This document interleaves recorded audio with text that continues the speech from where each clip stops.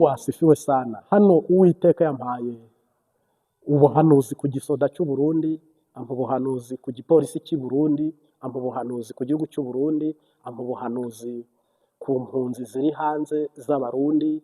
Nagira ngo rero mu mwanya dufashe wo kubibashikiriza nk'uko natwe twabihawe, si ibyacu ni ibyanyu rwose. N'Imbabazi TV gatatu musanzwe mubonaho ubutumwa bwiza, unyemerere tubanze dusenge kugira ngo ntabege ahubwo izina ry'Uwiteka rihabwe icyubahiro. Mwami Yesu, utavuze ntitwavuga, udakoze ntitwakora. Ntabakakanwa ntabege ahubwo izina rye rihabwe icyubahiro. Umwigisha n'umwigishwa twuzurizwa imbere yawe kandi tugabanire imbere yawe. Ndagushimiye rero ubwire abaguteza amatwi kandi abantu bose bateze amatwi n'umutima imbere yawe, ubabere inyishu, ubabere igisubizo.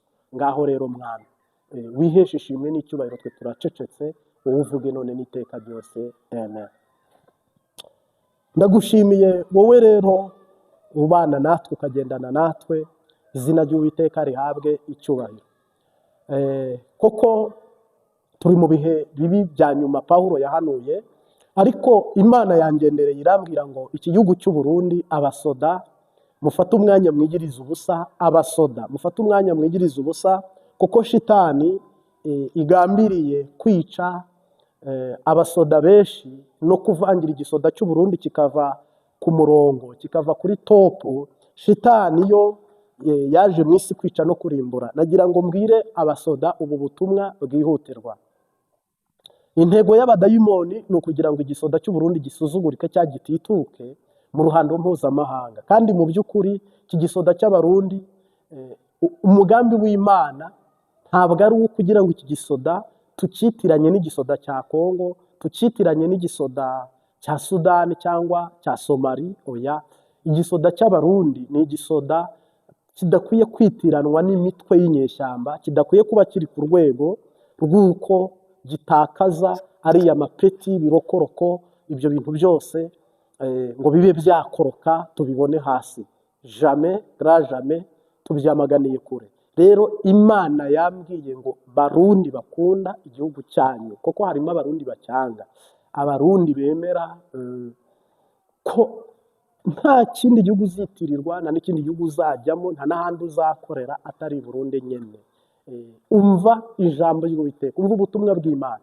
Sengera igisoda nacyo ubwacyo uza kumva ubu butumwa. Ni ukuri, senga aho uherereye. Koko hari intego y'abadayimoni yo kwicamo abasoda benshi, abandi bagafungwa, abandi bakanyuruzwa, abandi bagatoroka. Hari akajagari kagomba kwibonekeza ariko kamenwemo na shitani. Bushije narabivuze, ndababwira ngo mu gisoda akajagari. Ngira ngo mwarabibonye, buno hari abageze mu Burusiya bagiye kwiga tekinoloji, ikibuga cy'indege barahunga. Sinari nabibabwiye, nose ubu nari nagambanye nabo, cyangwa baranzi, cyangwa agenda bazi. Baranzi kumbona uku, ariko ntabwo tuyaga ntituvugana. Ntabwo ari ibyo bakoze ngo bahite bambwira ngo tuzatoroka, cyangwa ibyo ni akajagari. Abafunzwe banze kurwana, nari nagambanye nabo se. Ni ukuvuga n'uyu munsi wa none n'abandi babuze iyo bajya n'iyo bava, kubera ko umuntu arwanira inyungu, umuntu arwanira inyungu, ariko nta muntu urwanira igihombo. Na shitani aguteye akabona nta nyungu ari bubibonemo, ntiyaza. N'Imana ntishaka kugukoresha nta nyungu ibifitemo. Ni ukuvuga rero igisoda cy'abarundi ntabwo ari cyo gishobora kuba cyakorera merci, ibyo gusa ngo merci. Oya, ntabwo ari cyo gikwiye kuba rero kiza ngo kuko nicyo cyasigaye muri Kongo. Uyu munsi wa none kigeramiwe n'imitwe, kandi Kongo yaragitereranye. Kongo FARDC yaragitereranye, abacashuro baragitererana. None iki gisoda cy'u Burundi bagize kuba ari bake, ibikoresho ari bike, noneho bagihaye igihugu cya Kongo ngo kibe ari cyo kigisikirita cyangwa se kigiha ubuzima. Kandi ibyo bintu bamenya ko igihugu cya Kongo uko kingana namwe uko mukizi, nubwo waterura abarundi bose bakajya kugarura amahoro muri Kongo, ntabwo byashoboka kereka ari Imana yabitegetse. Buno rero igisoda cy'u Burundi cyo kiri mu mazi abira, kandi gitezwe umutego. Imbere hashobora gupfa, nubwo hapfa abantu 1000 b'abasoda, ntabwo uwo mubare ukwiye kubupfa vraiment. Rero iki gisoda cy'u Burundi cyo kinazira ubusa. Igisoda cy'u Burundi ntabwo kiri muri opposition yo kwica ibintu, ubundi kiri muri opozisiyo yo gukiza ibintu, kandi igisoda cy'u Burundi kiri muri opozisiyo yo kwimika neva ngo kinamugumisheho, kiri muri opozisiyo yo kurinda igihugu n'abenegihugu kigatanga ubuzima azedi. Noneho rero uyu munsi wa none niba M23 ivuga ati umurundi agatoki ku kandi, neva yigeze avuga ngo umwanzi araduhigira, twigwaneho utagatoki ku kandi, ndetse n'indi mitwe itagaragara ariko cyangwa se n'abandi bantu n'abafatanyabikorwa bose bakavuga ati igisoda cy'u Burundi ubu hagiye guca uwambaye. Noneho ugasanga twese turi kubireba, tukajya ku mbuga nkoranyambaga tugatanga amakomenti, tugaseka, tugakata aha tukavuga ibi, tukanyura aha tukababa. Nagira ngo ngumenyeshe ko nta gusamara kurenza uko n'abana banyu bagiye gupfa, ndetse bapfuye batanariye, bapfuye batanabonye Kanani, bapfuye batanageze mu masezerano Imana yababwiye. Koko ntabwo bagiye muri Kongo kugarura Uvira ku Burundi, bagiye muri Kongo guca amahera, bagiye muri Kongo ku nyungu z'abantu mbagwa. Neva ubwe yarivugiye ngo igihugu ntabwo barenza abantu 10,000 nibo bafite ubuzima. Noneho abasigaye mwese bamwe bantuka ubyumve, ni ijambo Neva yavuze. Abantu batageze ku 10,000 nibo bafite ubuzima. Abasigaye rero ngira ngo n'igisoda cy'u Burundi kirarenza ibyo 10,000. Uyu munsi wa none rero abari gutoroka ntabwo ari injiji. N'ubu tuvugana nimubona uduce M23 yafashe harimo Nzibira, ndetse Colonel Byamungu, uyu Colonel Byamungu mwibuke ko yigeze afata u Rwanda ndetse afata na Kongo, iriya mipaka Wazalendo na FARDC bari bafunze. Byamungu niwe wafunguye umupaka uhuza u Rwanda na Kongo, ndetse afata ikibuga cy'indege cya Kavumu. Ubu mwabonye ko ari wagiye gufata ahitwa Nzibira, ndetse no mu kanya aratangaza n'ahandi. Iyo baba aba bacashuro bafite inkomezi ntabwo babatumye hafatwa, iyo baba Barundi bafite inkomezi bari gutuma hafatwa, iyo ba FARDC ishoboye yari gutuma hafatwa. Mugabo rero M23 na twigwaneho mu ntego yabo urabona ko babaye dese, uretse kireka mu bica mukabamara badapfuye nihasigara n'umwe, ubwo azarwana nawe apfe, yenda ubwo muhatera ibiti cyangwa muhashyira abandi. Nibyo bintu rero byabaye akayobera bahinga. Ngira ngo n'abarundi nta gisubizo bafite cy'ibyo bintu, kuko inteko yabona imaze iminsi iterana ariko nta gisubizo yabonye cy'uburasirazuba bwa Kongo, Nord Kivu na Sud Kivu. Nta n'igisubizo babonye cya Gaza na Isirayeli cyangwa se Palestine na Isirayeli. Igisubizo kiri muri twebwe, igisubizo mu Burundi kiri mu Burundi, igisubizo mu Rwanda kiri mu Rwanda, igisubizo muri Kongo kiri muri Kongo. Amahanga yo nta kintu azigera aterera. Rero ijuru rirambwira ngo nimbwira abasoda bigiriza ubusa, koko umutaka watobotse, nimbwira abasoda bigiriza ubusa, koko shitani yabimbiye ibinogo, kandi abasirikare bapfa nabi bakambabaza, kandi umusirikare uzapfa agwanira igihugu cy'u Burundi, uwo n'ubutaka bwe nanjye nzabusoma vuga inti mwami Yesu. Nubwo badasengera bapfuye, ariko abo bantu ni intwari. Ariko umusoda w'umurundi uzagwa muri Kongo, simpamya ko n'imiryango gushingura abantu bapfiriye muri Kongo birabagora. Nta mabarabara abayo, nta kiziga wakura mu Ruyigi ngo kijyane i Bujumbura n'amaguru n'umutwe. Bajyana abajenerali, ariko iyo hapfuye abasirikare basanzwe barabihorera. Intambara iri muri Kongo ntabwo Imana yigeze imbwira, hano narabivuze, irambwira ngo ntabwo ariyo yohereje abarundi kurwana muri Kongo, ni inyungu za Satani, ni imikorere y'abadayimoni, ni ibintu shitani yakereye kugira ngo igihugu cy'u Burundi kinjijwemo n'akavuyo k'abarwanyi benshi, hajya akavuyo k'impunzi nyinshi, haza akavuyo ka politike zivangavanze, igihugu cy'u Burundi kizemo ibisasu byinshi, bimwe babihishe mu maparafu, ibindi babitabe mu mabarabara. Koko impunzi zihungana byose, kandi zihungana. Urabona akavuyo kari muri Kongo ni impunzi zagiye zijyayo, n'abantu bagiye batera amakudeta bakarata bagahita bigira muri Kongo, kugeza ubwo Kongo bifite akajagari kadahagarara. Nk'u Burundi nk'igihugu cy'isezerano, intego y'abadayimoni ni ukugira ngo iri sezerano Imana yavuze ku Burundi ridasohora. Nta yindi objectif ya shitani ni ukugira ngo iri sezerano uyu mwana apfire mu nda, cyangwa se bashakisha uburyo ki ritari busohore, bihinduka akajagari abarundi bihebe, bihinduka akajagari abarundi bahunge, bihinduka akajagari abarundi biyahure, cyangwa se niba rero uzabona abarundi basabye ubwenegihugu mu Rwanda, ubundi mu busanzwe ntibyabagaho. U Rwanda n'Uburundi ni igihugu kimwe, nubwo banavuga ngo muzarwana ngo muzaterana, ntabyo ndabona, Imana ntirabinyereka, nigira icyo imbwira nzababwira. Ariko ni uko amahoro ari make, abarundi bariyahura muri Tanzania bakabakobagura, bariyahura mu Bugande bakabakobagura. Donc umurundi arageramiwe ku mpamvu zo kugira ngo iri sezerano rivuke, cyangwa se rireme, cyangwa se nyine havemo ikintu kigaragara. En fait rero nicyo gihugu kidafite isoko muri iki kinyejana rikuru ry'igihugu. Hariho amasoko atandukanye mu ntara, mu miji y'imicungararo n'igisagara, ariko Bujumbura nta soko igira. Nicyo gihugu gifite perezida utagira indege ye personnel, urumva ni umuvumo. Nicyo gihugu kidafite ibitoro, kandi aricyo gihugu cyakabaye gifite ibitoro. Nicyo gihugu buno kigeze igihe amafaranga yashize mu isanduku y'igihugu cyangwa se muri banki y'igihugu kiri kwiyambaza imitahe y'abandi abantu abo ari bo bose kugira ngo kiyambaze ubuzima bwendereye, kandi ayo nayo nta mumaro yagira. Koko ubundi ibihugu byose byubatswe n'amahera mvamakungu, kuko amahera mvamakungu ntiwagura imodoka ngo uyitumize mu marundi, ntiwakubaka uruganda ngo utangize amahera y'amarundi. Uragenda nyine ukayakura mu madolari ayo ukeneye ukayashyira mu marundi cyangwa mu manyarwanda. Mwese murabizi, bamwe n'abatabizi sorry. Niba rero igihugu kiri muri somaje, kiri muri maka, nk'ikiri mu ntambara, nk'ikivuye mu buhungiro, gifite ibibazo nk'ikiri mu nkambi, kandi inzego z'igisirikare ziriho, iz'igipolisi kiriho, mu butumwa Imana yampaye yambwiye ngo abarundi ntabwo muri isuzugurwa ku rwego mwe mwisuzugura, ntabwo muri abanyabyaha ku rwego mwe mwiyizi, ntabwo ari mwe bagome, si mwe babi, ahubwo mu butumwa Imana yampaye yambwiye ngo mbwira abarundi bari mu gihugu. Abari hanze y'igihugu ndababwira ibyanyu, mbwira abarundi bari mu gihugu. Urara mu butayu najyeyo, usenge wongorera Imana uyibwire ngo igihugu cyacu dutabare.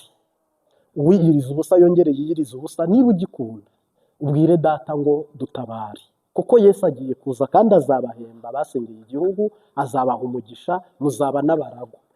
Niba ubishoboye fata abasirikare bari kukivira amaraso icya Kongo, ariko nawe isonzeshe uvira amaraso igihugu cyawe cy'u Burundi bw'umunyamasengesho.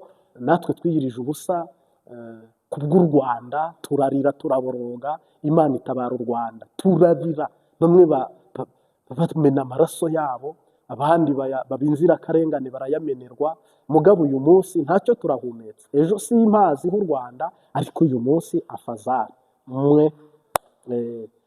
Ni ukuvuga rero n'abarundi ubutumwa mbahaye, mwitegereza ONU, mwitegereza ibya neva, mwitegereza ibya 2040, mwitegereza ibya 2060. Isengere nicyo marayika agiye yambwiye, ntujye mwibarabara, ntutuke neva, ntugire umupolisi usagarira, jya ahantu upfukame, Mwuka Wera azakuyobora, kubera ko Imana igiye kwimika kandi ikanimura. Izagushyira mu mubare w'abakunze igihugu n'abagisengeye, kandi bikubere n'umugisha kamemu, kuko ntushobora kubaho udakunda igihugu cyawe. Njye wabaye mu mahanga, nubwo nk'igihe cy'imyaka 12 nabaye mu mahanga, ngura visa umwaka washira. Mu Burundi babyita kujya kuri pafe, ahakoronezwa n'icyongereza n'iza migration cyangwa mu ambasade atandukanye. Iyo ugiye gusaba visa wishyura mu madolari. Narihaga amadolari 750, ari nubwo narihaga amadolari 1000. Ubwo umwaka wose nkaba ndawishyuye. Mugabo mu gihugu cyawe ubaho gusa free, gusa kwa gusa buri. Uyu munsi wa none rero agaciro k'igihugu cyawe, uba bari hanze, abarundi bose bari hanze baza agaciro k'igihugu cyabo. Abari mu gihugu mwe rero mutarajya kuba hanze ngo muba abatrangeri cyangwa ingenzi, ntabwo mushobora kubimenya nk'abari hanze. Ariko abari hanze mu nyomozi, umuntu uri hanze igihugu abakizi, uhoraho adutabara. Niyo mpamvu buno rero ndi kubwira abarundi bari mu gihugu ngo nimusenge Uwiteka akora ibitangaza. kandi data agiye kwimika animure. Bityo rero umwami ugiye kujyaho ni uwo kubaruhura, ni uwo kubaha ibyishimo, ni uwo kubaha iterambere.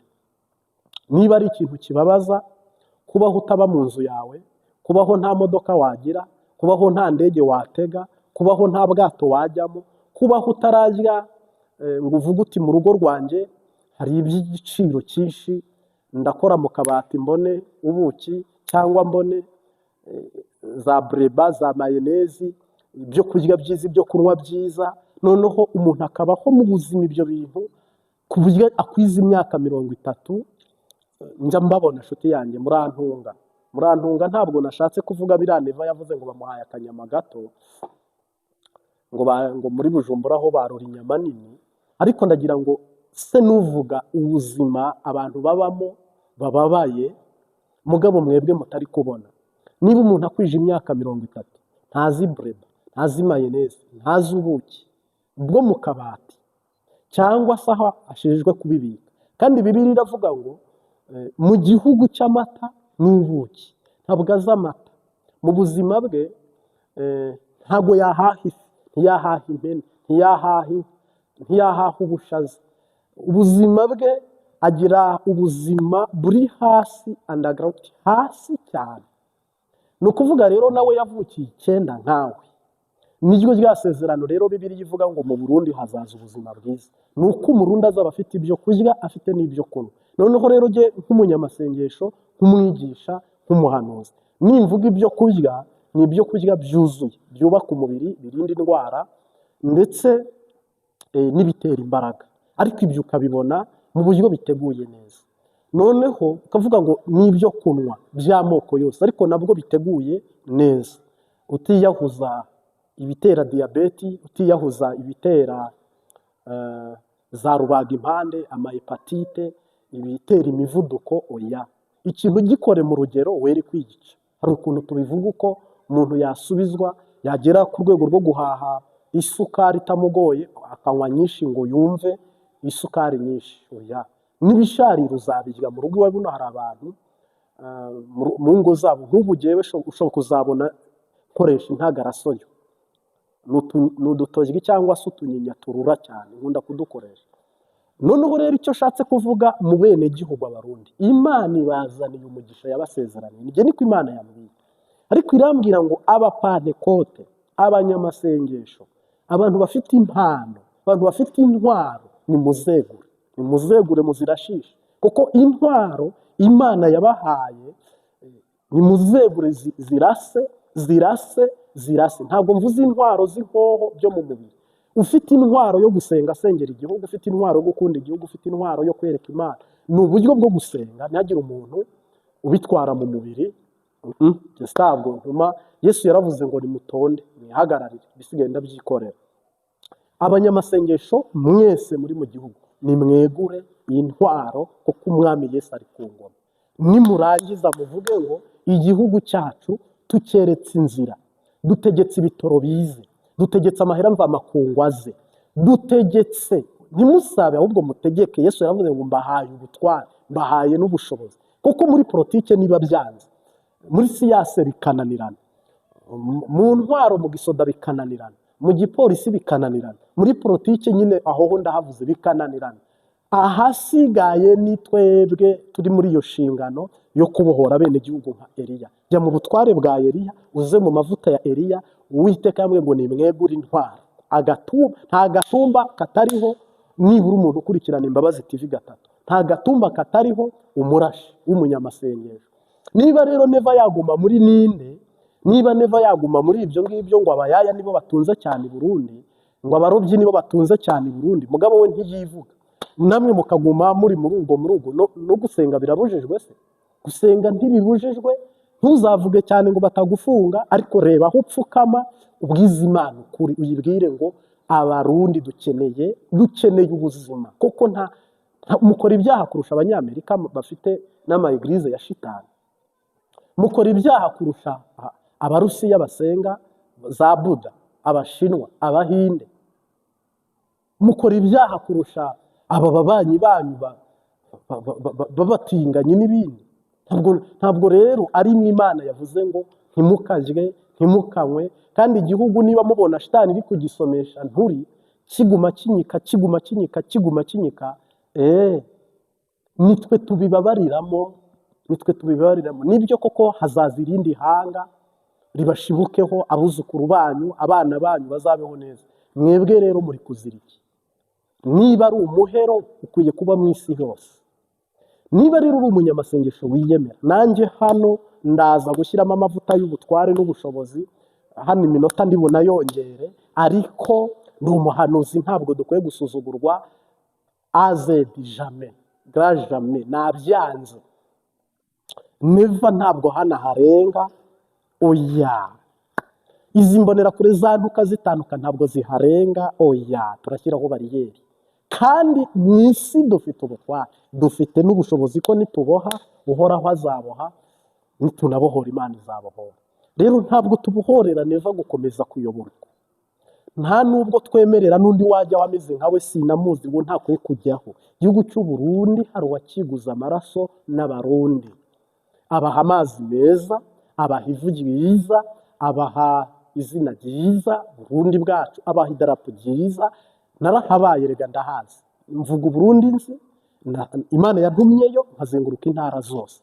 Ntabwo nza hano ngo mvuge ibintu by'ahantu ntazi. Oya, ntaho wambaza muri Bujumbura ngo mpayoberwe. Bubatse Perezidanse ndeba, Kamenge nyinyuramo, Mutakura, Buyenzi, Cibitoki, Ngagara, izi za Rumonge, nuko ndetse Musaga, Kanyosha.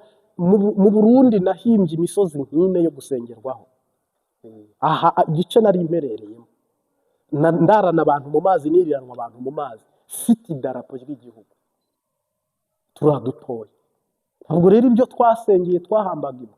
Ubwo rero niba neva we yagera ku butegetsi wakakina ninda agakina komedi, ntabe umugabo w'ijunja ngo afate ijambo ahane, afate ijambo akize cyangwa yice, nubwo nanjye naba mu bapfa, ariko pfiriye kugira ngo igihugu kive muri ubu buzima. Iyo ni inyungu. Kibi ni ukunyica, nta n'inyungu yindi uri bubibonemo. Yego, ukanyambura ubuzima, wowe ntabwo uri bubone.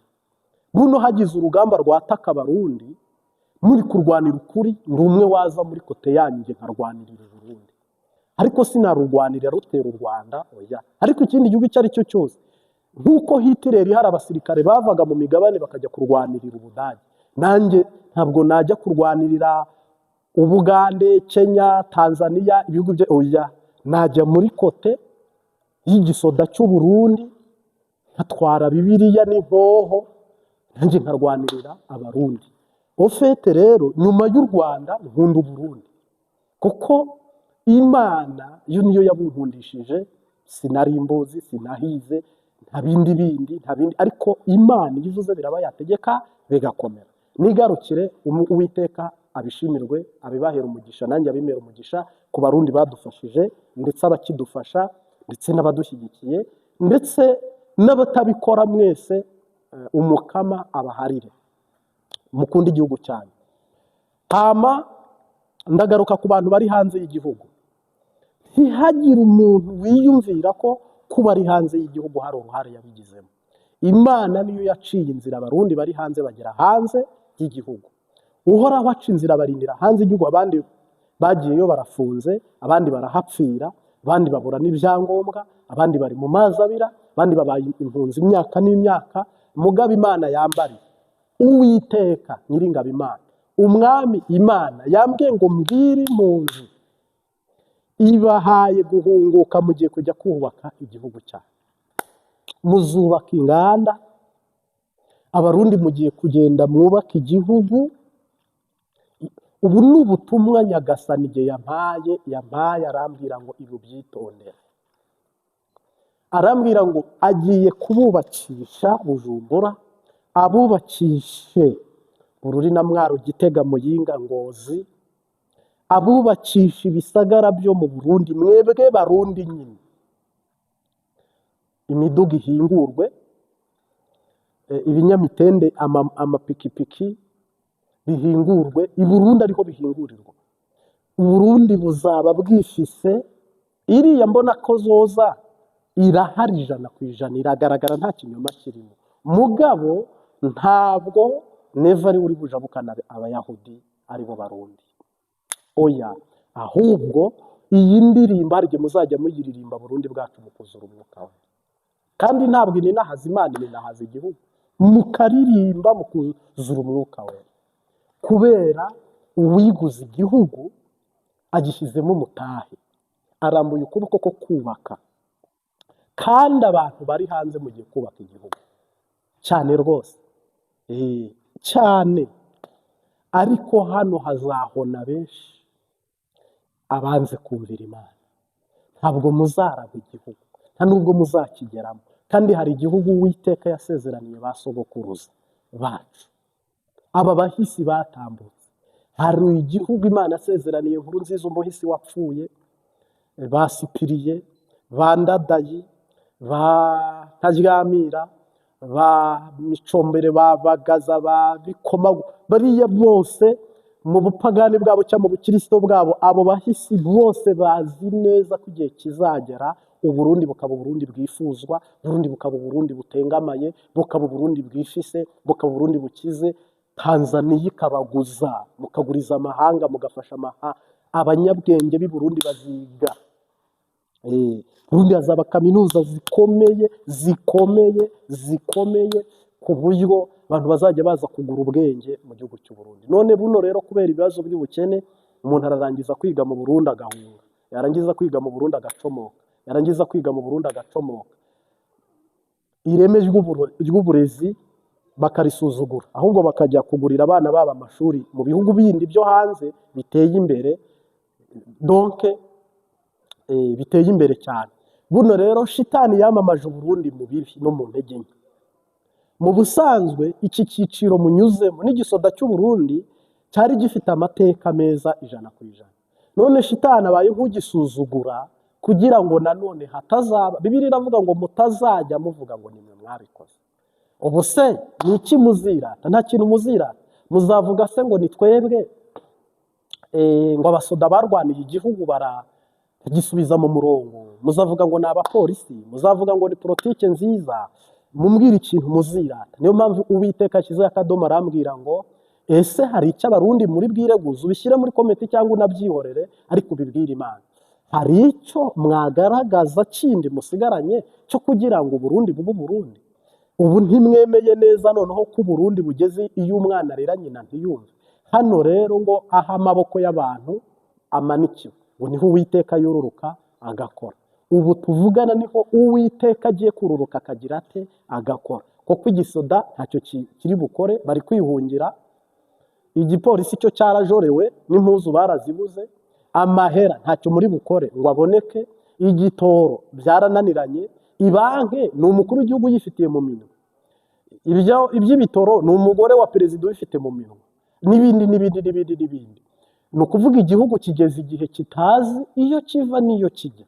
Mugabo rero Uwiteka yabonye ko Abarundi batsinzwe, bananiwe, bashobewe, iby'amakudeta ntibigishoboka, iby'imyigaragambyo ntibigishoboka, iby'amahanga ntibigishoboka, iby'abaterankunga ntibigishoboka. Hasigaye umwami Imana, Uwiteka Nyiringabo na Isirayeli, niwe ugiye kubereka ko ari we Mana. Ubwo muri uku kwezi dore ibyo mugiye kwitega, mu gutaha dore ibyo mugiye kwitega, no mu gutaha dore ibyo mugiye kwitega. Ariko 2026 je sindajyayo, kwizera kwanjye ndagukurura ntuhamagare, nisenge pfukamye, ndi mu butayu, ndi mu mazi, ndi mu giti, mbwira Uhoraho ngo niba muri aka kanwa waracishijemo ubuhanuzi ko Dawidi mu Burundi ahageze, ugacishamo ubuvugishwa ko mu Burundi ukoze ibi, turi muri 2025 naho kwizera kwanjye kuri ko Abarundi n'Abarundi kazi bagomba gutabarwa. By'umwihariko Imana irengera bari mu nzu y'imbohe, Uhoraho arengera abantu bafungiye hanze y'u Burundi, kuko nabo bampa ibyifuzo. Dushimiye n'abantu bakunda kutwoherereza amakuru, ndetse banifuzaga ko nk'umuntu akatubwira ati aha n'aha habaye ibi, kabicisha kuri WhatsApp, aha n'aha bigenza uku, tukabura uko tubishyiraho. Uyu munsi mbwiye abarundi inkuru nziza, ndetse n'abandi bantu bakunda Imbabazi TV3 Banyarwanda, ndetse n'abandi bantu batandukanye bumva ururimi rw'ikinyarwanda. Saa 5 z'amanywa twabemereye ko harajya hajyaho ikiganiro, ariko ku mugoroba hakajyaho ubutumwa bwiza. Saa 9 z'umugoroba ubutumwa bwiza, saa 5 z'amanywa ikiganiro. Ubwo ya makuru yanyu muduha adashingiye mu ivugabutumwa n'ibindi ku murango rwose abazaba bafite umwanya turajya tubashyiriraho ikiganiro. Mungu asifiwe sana. Rero hano munyemerere mfite ubutumwa bwinshi nifuza kubaha kandi bwiza, kandi Uwiteka yamaye.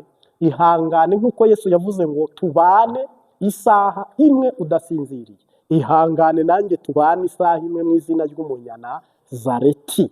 Haleluya. Isuku nikwifuza mukizira gukumbura, kumva uko bagutakira ngo niki kigutindije. Uzaza ryari mucunguzi w'imebwa bwami budashira, ibyaremwe byose byishime, kwicyamukazo udatinze. Umwami Yesu bwazaza, Umwami Yesu bwazaza, Umwami Yesu bwazaza, tuzamureba tunyurwe. Azazana n'ingabo ze, impanda bazivugije, abapfiriye muri we bazuke bamusanga ubwo. Natwe abazaba bakiriho tujyane hamwe n'abiteka, tubane nawe iteka ryose, kw'icyamakaza datinze. Umwami Yesu bwazaza, Umwami Yesu bwazaza, Umwami Yesu bwazaza, tuzamureba tunyurwe. Satani n'abadayimoni bazahunga mu maso he,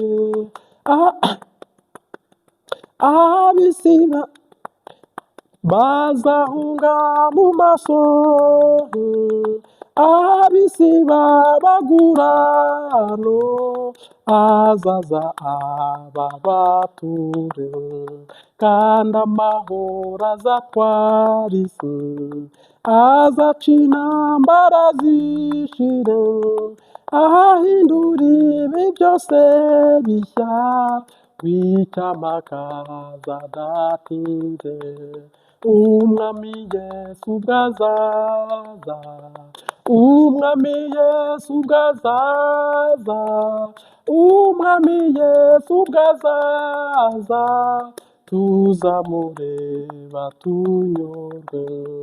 Bagenzi mube masuhu, muhumure dutegereze, n'ukuri databuja uwo ntawuzi igihe azazira, nyamara azaza ku ngoma ye.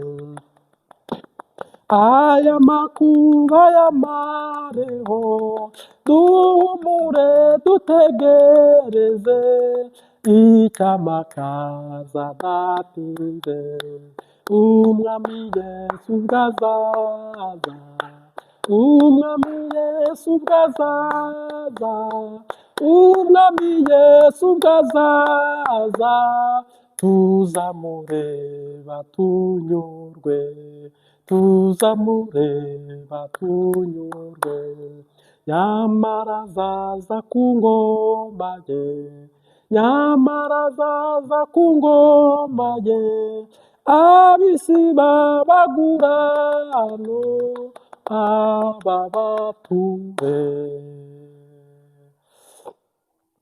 401 ni indirimbo nziza cyane mu ivugabutumwa ryacu dukomeje. Ndagushimiye ubana natwe mu rugendo turimo. Ntabwo turi intyoza, ntituri isanduku yo kumenya byose no kubona byose no kubikora neza, ariko ntabwo dutewe ubwoba cyangwa ngo ducike intege cyangwa ngo twiganyire, ahubwo turabandanyije. Umukama aguhezagire. Ikintu numva ngiye kwibandaho ni ibarabara rijya mu ijuru. Ngiye gusa n'urisobanurira abantu. Hari igihe umuntu akubwira ngo ndi kujya mu ijuru, undi akakubwira ko yageze mu ijuru, undi atangiye urugendo rujya mu ijuru. Ni ukuvuga abigisha bacu rero turabashimira barigisha, ariko nanjye ngiye kwigisha mu izina ry'umunyanazareti utera agatebe tuyage kubw'umwami wacu Yesu Kristo. Ni ukuvuga rero baze cyangwa se ingazi ya mbere umuntu atangiriraho, cyangwa se sikariye ya mbere, cyangwa se icyapa cya mbere gitangiza iri barabara, ni ukwakira Yesu nk'umwami n'umukiza w'ubugingo bwawe, ukagira ikirenge mu cye, ukizera kubatizwa mu mazi menshi, umubatizo yabatijwe, ndetse ukemera amabwiriza ye ayo ariyo yose. Kuko no mu isi hari igihe winjira muri nk'ibi bya YouTube irabanza ikakubwira ngo gukoresha urubuga rwacu, cyangwa se ahantu hose uzajya kuzuza email barabanza bakaguha form ko ibyo bintu byemera, noneho ugakofirima ko ubyemera. Natwe rero iyo twemeye Kristo turakofirima. N'akazi iyo ugiye kugasaba bakubwira amategeko n'amabwiriza, waba ubyemeye bagakofirima ugasinya, noneho ugasinya kontara. Ni ukuvuga rero n'ahana abantu bagiye mu ijuru. Buriya ibarabara rijya mu ijuru, uko muzi umuhanda uva Bujumbura werekeje mu Ruyigi, habaho ibyapa, habaho ibimenyetso byo mu muhanda kugira ngo utibeshya, hakabamo amakorosi, hakabamo ahabi, hakabamo n'aheza. Kandi urumva ugiye mu Ruyigi agenda mu muduga akagenda awukotorora, noneho kandi n'iryo barabara naryo ukagenda urikotorora. Urumva natwe turi mu isi, turagenda dukotorora iby'umubiri ariko tunakotorora iby'umwuka, kandi yose ni amabarabara. Ndava mu buyoya, reba uko maze kungana, maze kumera umusatsi wa kabiri. Urumva ko ibarabara umubiri urigeze ku rugendo. Ni ukuvuga rero umuntu ava mu buyoya atangiye ibarabara ryo kubaka ubuzima busanzwe. Ababyeyi hamwe bakatwubaka, barangiza kutwubaka tukagera aho twiyubaka, ndetse nyuma natwe tukanabubaka. Urumva rero ibarabara rijyanye n'iby'umubiri. Urebe uko ngana nawe, urebe uko ngana urimo ugenda mu ibarabara ryitwa umubiri. Hari hamwe umubiri wawe wagiye biwubera byiza, ahandi biwubera bibi, hamwe wararwaye ahandi uba muzima. No mu mwuka birasa. Ibarabara ryo mu mwuka rero hari igihe waritangiye ukuze, ufite nk'imyaka 30 cyangwa 20 cyangwa 10. Njye naritangiye mfite 11, niho natangiye ibarabara ry'iby'impemu. Uyu munsi wa none rero ndabandanyije mu ibarabara ry'iby'impemu. Buriya rero mu rugendo turimo habamo ibimenyetso bizagendana n'abizera, harimo ibimenyetso bizakomeza imitima yacu twe twizera, harimo ibitangaza, harimo n'imirimo. Mu by'ukuri urugendo rwo mu mwuka, ibintu biba biri muri iryo barabara ugomba guhura nabyo bikagukomeza, n'iryo barabara ukarikomeza. Hamwe uhura n'ibitangaza Imana igukorera, ahandi uhura n'imirimo myiza Imana igukoresha ndetse n'iyo ukora nawe, ahandi uhura n'ibimenyetso. Akarorero, ubu nge shobora kumenya ko imvura izagwa, ariko ibyo nkabimenya ntasomye meto ibyo yatangaje, ikigo gishinzwe ubumenyi bw'ikirere. Dushobora kumenya ko tuzarwara, ibyo bintu tukabimenya kare. Dushobora kumenya ko tuzakena mu gihe naka, cyangwa tuzaba abakire mu gihe naka. Urumva ibyo ni ibimenyetso. Noneho hakaba n'ibitangaza, ko ushobora kugenda ukagwa ku mugisha, noneho ugatunga umuduga, ukagira inzu yawe, ukabona akazi. Ibyo ni ibitangaza. Habamo noneho n'ibindi bitangaza ikoresha amaboko y'abavugabutumwa ari bo twe. Ushobora kugenda ugakiza sida Yesu agukoresheje, ukazura umuntu, ugasengera ingumba, ukora ibitangaza Yesu akabigukoresha. Ibyo ni bimwe mu bigenda byubaka rwa rugendo rwacu. Noneho rero ahantu uzahurira n'intege nkeya ni hehe? Niba wizera Mwuka Wera ariko mukaba mudakorana, umenye ko urugendo rwawe rutazagerayo, ruzageraho ruhagarare. Ikintu kizaruhagarika ni iki? Ni uko nta gitangaza uzigera ubona, uzabyumva mu matwi y'abantu. Nta kimenyetso uzigera ubona, uzabyumva mu bandi. Kandi uri umunyamwuka, uri umunyempemu. Urumva bwaba ari ubukene, yaba ari somaje mbi cyane y'ibibazo waba uhagazemo utari kubona. Uwiteka adutabare. Mungu asifiwe sana. Noneho ubwo ni wicuma, hari undi muntu utajya wizera iby'umwuka wera, kuko abantu ni batatu. Hari umuntu utemera iby'umwuka wera, ahubwo akemera siyanse n'ibyo abonesha amaso y'umubiri, cyane nyine abo twita abapagani batuye kure y'umwami Yesu. Aba rero bo harimo abantu batizera iby'umwuka wera, yemera abonye nka Tomasi. Ubwo niba uri umwana w'Imana, ikize nanjye unkize, bene abo ngabo. Bariya rero bo urugendo rwabo baragiye ibarabara rimwe ry'umubiri ubuzima bwabo gusa, ntaho duhurira nabo. Noneho hari n'abandi b'abakizwa batemera umwuka wera, nk'aba Yehova bahamya n'abakatolike bamwe batajyamo indani ngo bemere Roho Mutagatifu, n'abadivantisite batemera imbaraga ya mwuka wera batajyamo indani, bagenda inyuma hirya bakicara inyuma hahandi uri bwigishe akajya akubwira ati sava vraiment quand même donc juste. Noneho akaba muri ibyo byo kugushyigikira ariko nk'umuntu w'umusiyase, nk'umuntu w'umugwizatunga, nk'umuntu nyine donc ufata iby'Imana akabibona ko haba hari impamvu twe tubirimo, haba hari icyatumye twe tubijyamo. Ni ukuvuga rero Yesaya yabigiyemo atari impamvu, Dawidi abibamo atari impamvu, Salomo abibamo nta mpamvu. Iby'Imana si iby'abakene, si iby'abakire, ni umuntu wese w'umuragwa n'ubwami bwa data. Yesu ashimwe cyane. Muri iri barabara rero, niba waratangiye urugendo rujya mu ijuru, ndagusabira umugisha. Yesu ashyira ibimenyetso mu muhanda kugira ngo utanatakara munsi y'ibarabara kubwo kwaderesa nabi vura cya direkisiyo. Yesu Kristo agushingira ibyapa ugomba gusoma, kuko ujya mu ijuru hari ibibujijwe, hari n'ibyemewe, hari ibitegeka, hari n'ibibuza, hari n'ibiburira, hari n'ibiritasi, hari n'ibiri danje, danje homur, danje umutuku. Hari icyapa uzabona nk'ahantu bakubwire ngo iki cyapa ni umutuku, bashyiremo iriya nkoni yo hagati, ahandi bashyireho amabara y'umutuku n'ay'umweru. Icyapa kibuzanye. Mu bintu bibuzwa rero mu bakristo harimo icyapa gishobora kukubwira ngo gusenga izindi mana ni sakireregwa, ubwo ni danje, ni danje.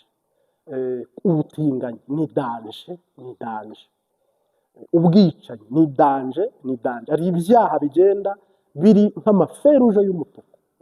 Noneho hakaba n'ibindi birimo tolerance, ushobora kurenga umurongo urombereje wo mu ibarabara, ni ikibazo ariko ntikiri bukwice. Ushobora kwibagirwa ikinyoteri cyaho ugiye gukatira, ni ikibazo ariko ntikiri bukwice. Hamwe umuntu ashobora kurya adasenze, ni ikosa ariko ntiryakwica. Hamwe umuntu ashobora gusengera mu ntege nke yayuza, ni ikibazo ariko ntikiri bukwice, ariko nabyo ntibyemewe. Ni ukuvuga rero mu ibarabara hari ibyemerwa n'ibitemerwa. Turareba rero nk'umuntu witwa Daniel, yagize urugendo rwiza, yubahisha Imana mu rugendo rwa rutangiye kugeza runashoje.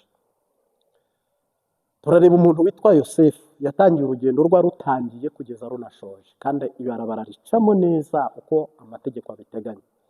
Turareba umuntu witwa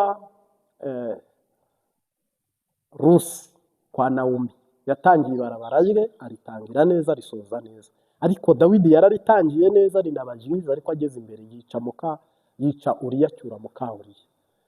Ntuzi uyu nguyu Samusoni yacyuye Delila, ibarabara aradeviye, aratambikiriye.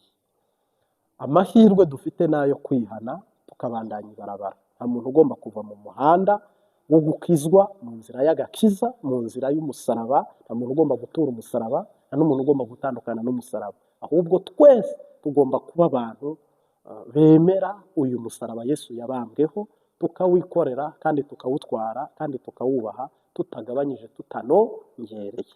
Mungu asifiwe sana.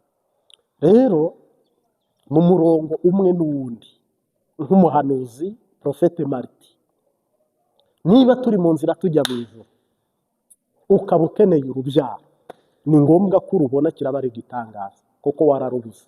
Niba ukeneye akazi, niba ukeneye kwideplasa ukajya i Samariya cyangwa ukajya i Yudaya cyangwa ukajya ku mpera z'isi, donc urumva ibyo bintu birakwiye, nanjye nkwiye kugushyigikira.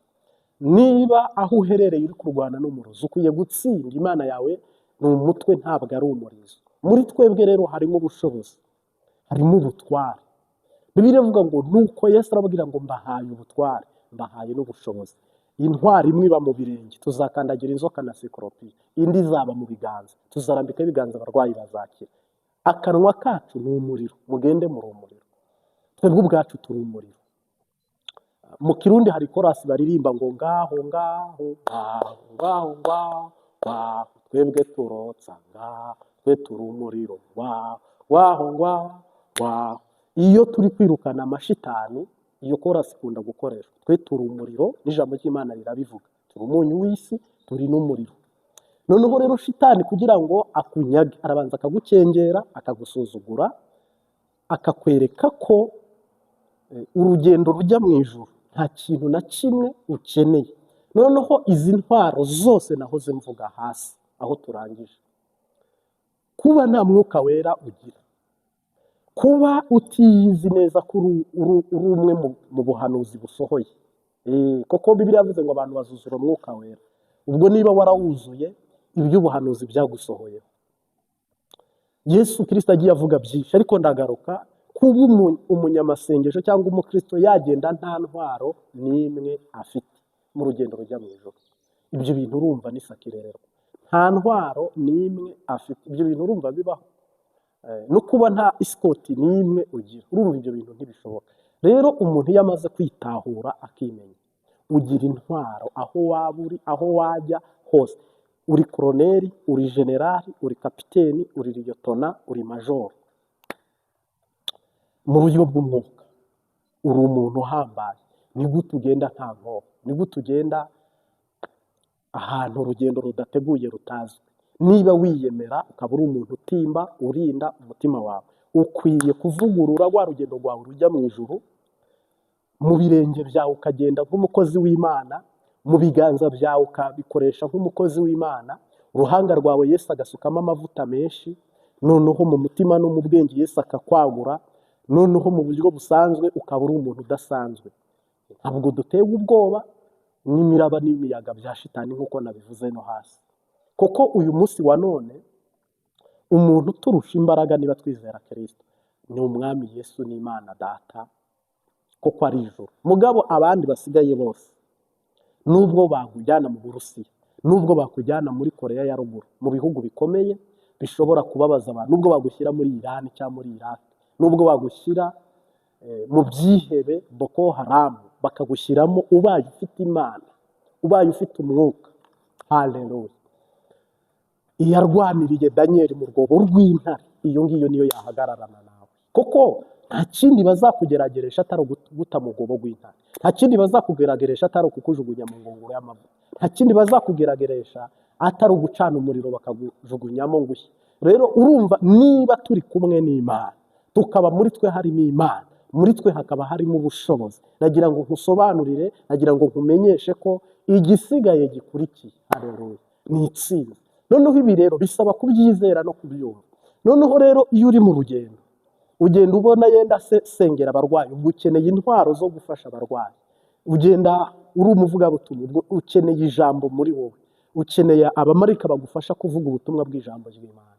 Impano ni nyinshi, ni isabagire, ni nyinshi cyane, bitewe n'impano yawe, bitewe n'imikorere yawe. Aho nyine hajya gukorera nabyo ukora ni iby'Imana ifinanse, ni nabyo iteza imbere, bipfa kuba ari iby'ubugingo. Niba ukunda gufasha abantu ukabaha amafaranga, ubwo marayika akwiye guhagarara ahantu hose ukura amafaranga ukayabona ari menshi ugafasha abantu. Niba nkunda kuza hano nkabwiriza, marayika akwiye guhagarara hano ukonje nkabona ijambo kandi rikagufasha kandi rikakubaka. Ubwo umenye ko nge marayika yahagaze muri cya cyuho kugira ngo ningabura, nintangira kugabura mu izina rya Yesu Kristo, wowe bikugereho ibyo bintu bimeze neza, ku buryo nawe uhita ubikubitaho ukeneye kubyubakisha, bigahita bikwira, ugahita uvuga uti rwose nibati nashakaga gusakara hano, Marita arafashije, iri jambo avuze mu rugendo rwanjye njye na Yesu tugiye kuruvugurura, ngendana amaso y'umwuka, ngendana amatwi y'umwuka, ngendana amaboko arimo ubushobozi, ngendana ibirenge birimo ubutware, ngendana akanwa k'umuriro, ngendana uruhanga rurimo rusize, ku buryo ntagenda nk'imburabwenge. Noneho rero urwo rugendo rwawe ntawe utazakwifuza, nta n'utazagukurikira, ahubwo umuntu wese azishimira kugukurikira muri urwo rugendo rwawe. Ubwo rero menya ngo nkeneye intwaro y'ubwenge, nkeneye intwaro yo kwizera, nkeneye intwaro y'urukundo, nkeneye intwaro gushishoza, kureba ibintu. Bivuga ngo Daniyeli yari umuntu ureba kure kandi agashishoza kandi agatekereza byimbitse. Natwe dukeneye ubwo buzima kububamo tudatsinzwe n'uburiganya bwa Shetani. Mungu asifiwe sana. Rero niba wizera, niba uhagaze mu mavuta kwa Yesu, dufite ubutware. Mu muryango wawe harimo abasazi, mu gihugu cyawe harimo ibitagenda. Mu izina rya Yesu Kristo, Eliya yuriye umusozi afata Fizi burarakura. Abahanuzi bose bari mu Burundi, ntabwo igihugu gigoye gucuramuka. Oya, Imana yarimbura twe niba nta bushobozi dufite, igisirikare kikabubura, igipolisi kikabubura, n'abanyepolitike bakananirwa, siyasi ikananirwa, igihugu kikaguma gicubira, twe turi abahanuzi hakaba ntacyo twakora. Imana ikwiye guhera kuri twebwe, kuko ubwo abantu bayo bari gupfa. Bibiliya iravuga ngo nuko ngo inkuru ihinguka ku mwami, ko abantu bari kurya inzasaya z'indogobe kandi bari kurya abana babo. Ngo umwami ashishimura umwambaro arawutatamura arawuca, ngo agira umujinya n'uburakari, avuga ngo niba Elisa yaba akiba muri iki gihugu, nkaramuka mbimenye ko akiba muri iki gihugu, nintamwica Imana ibimpore. Ako kanya inkuru zikigera kuri Elisa asanga we nk'umuhanuzi yari afite ibyo kurya, n'ibwami byari bihari, ariko hasi abaturage cyangwa bene gihugu bafise probleme. Ngo muri we Elisa icyari kumurokora, kuko guhungira muri Siriya ni mu Basilamu, aho ariho hose ntaho yari kujya, n'Imana ntiyari kumukundira, kuko naho Imana yamuhamagariye. Bibiliya ivuga ngo nuko umuhanuzi ahita muri we azibiranwa n'umwuka wera wo guhanura. Bivuga ngo ejo Samariya indengo y'ifu izagurwa shekeli imwe, ndetse na sayiri nayo izagurwa shekeli imwe. Ubwo ni ukuvuga ifi itsindagiye n'idatsindagiye byose ni ifaranga rimwe. Iyo nkuru ngo arayitangaza, aravuga ngo ejo nk'iki gihe, yisubiyemo ejo nk'iki gihe.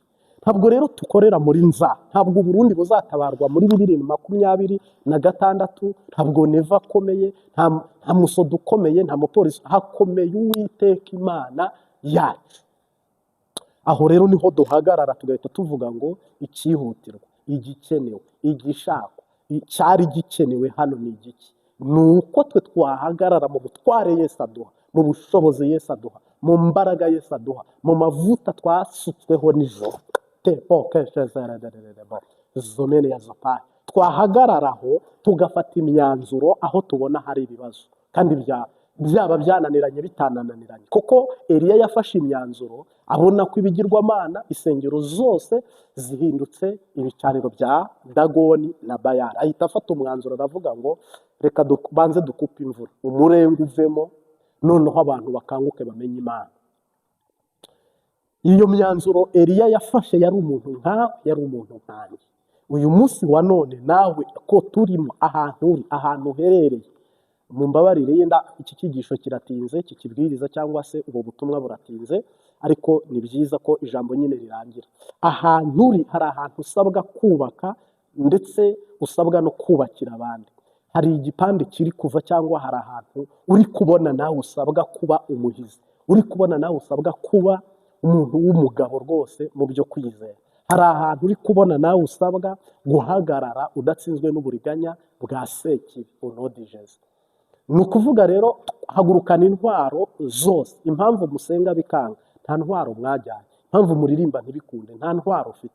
Impamvu hanura ntibisohore, nta ntwaro ufite. Impamvu uri gukora bikajya byanga, nta ntwaro ufite. Ntushobora kujya kurwana nta ntwaro. Abantu batonda urugamba rero nta ntwaro, kubera ko zitari mu mubiri. Abantu bagenda bari gusa kubera ko bitagaragara, umuntu ntabyitaho. Ariko nushaka kurwana, banzo uhaguruka uzi ko ufite amaso y'umwuka, amatwi y'umwuka, n'akanwa k'ubutware, n'amaboko arimo ubushobozi, n'ibirenge birimo ubutware. Ibyo bintu byose ubyegeranye, noneho wisake. Nusanga nta mutima ugucira urubanza, urahagarara, muzategeka umusozi uzatabwa he? Mu nyanja. Icyo muzasaba cyose muzagihabwa. Uko niko ijambo ry'Imana ribivuga. Rero muri uru rugendo turimo, vugurura urugendo rwawe. Bibiliya iravuga ngo muharure inzira z'Uwiteka, mugorore inzira z'Uwiteka bigishoboka. Ni ukuvuga vugurura noneho rwa rugendo rwawe, kandi uruvugurure mu mwuka, uruvugurure mu mubiri, kandi ubyiteho noneho uhoraho arakorana nawe. Reka se nuhinira aha, tuzabibandanye ejo.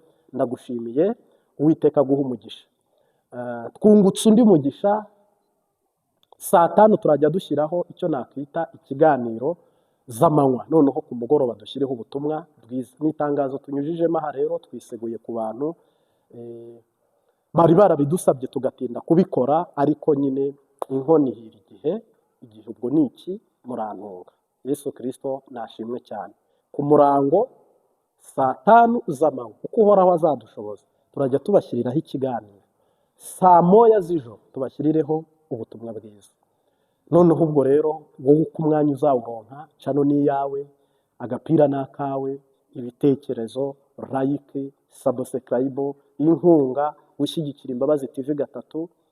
Mboneyeho no kubasaba, hari abantu nanone bifuje ko twashyiraho amateraniro yo kubasengera no gusengeranira no kubakana no gufashanya. Ku kwa 10 turifuza ko icyo kintu Imana yakidukorera, tukagira studio irimo icyo nakwita ibyangombwa byose, ku buryo ushobora gusengera umuntu aho aherereye hose, tugashyiraho amateraniro. Izi nyigisho twigisha uku tukaba twazikora noneho turi kurebana, turi kuvugana mu buryo bwagutse, koko isi ni hydraulique, ni automatique. Imaze kuba nyine isi yabaye umudugudu. Ndagushimiye rero wowe nshuti nziza y'akadasohoka, kubana natwe, kugendana natwe, kandi rwose icyifuzo musabye cyangwa se icyo mushatse guterera ku Mbabazi TV gatatu, igitekerezo cyawe ni ingenzi. N'abadutuka, Yesu yaravuze ngo niba batuka muzitere hejuru. Tujya tubibonamo amakometa tukanayimbonera kure, cyangwa n'abandi bantu, koko hano turebwa na bose. Harimo abarozi, harimo abapagani batandukanye bagira ifuhe, na shitani ifuhira umurimo w'Imana tuba dukora. Ibyo byose rero twebwe tukijya mu murimo turi angaje.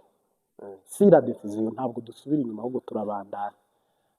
Mwami Yesu, turagushimiye, watangije umurimo mwiza muri twe kandi urawukomeje no muri bene data baguteze ugutwi. Habe jyewe ahubwo izina rye rihabwe icyubahiro. Wumva ijambo rimubohore kandi rimukize kandi rimutabare.